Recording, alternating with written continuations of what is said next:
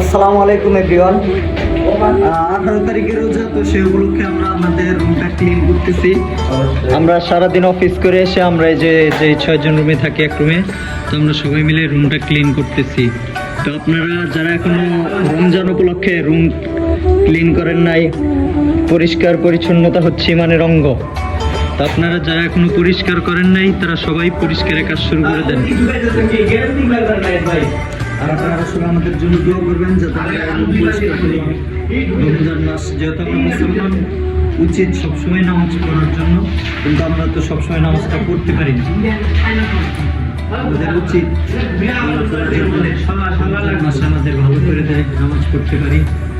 সবাই আমাদের জন্য দোয়া করবেন আমরা যাতে রমজান মাস গুনাহ থেকে দূরে থাকি। খালা বাইরে নিয়ে যাও ভাই, এদিকে একাই যাবে।